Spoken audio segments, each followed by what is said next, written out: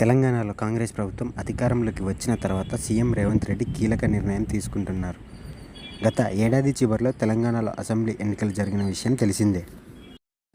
ఆ సమయంలో ప్రజలకు 6 గ్యారంటీ పథకాల హామీ ఇచ్చారు. కాంగ్రెస్ ప్రభుత్వం అధికారంలోకి వచ్చిన తర్వాత 6 గ్యారంటీల హామీ నెరవేర్చే పనిలో ఉన్నారు. ఇప్పటికే మహాలక్ష్మి, ఆరోగ్యశ్రీ, 500 గ్యాస్ సిలిండర్, 200 ఉచిత కరెంటు ప్రారంభించారు. ఇదిలా ఉంటే రైతుల విషయంలో ప్రత్యేక శ్రద్ధ వహిస్తున్నారు. ఇటీవల కురిసిన అకాల వర్షాలకు పంట నష్టపోయిన రైతులను ఆదుకున్నారు. తాజాగా తెలంగాణ రైతులకు మరో శుభవార్త అందించారు.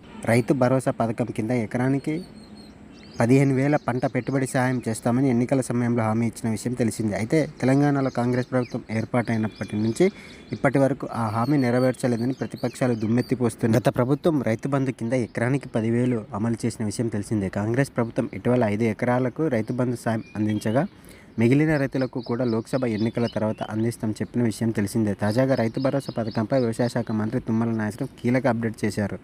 రైతులకు ఎకరానికి 15,000 సాయం అందిస్తామని, వానాకాలం సీజన్లో రైతులకు పంట పెట్టుబడి సాయం అందుతుందని తెలిపారు.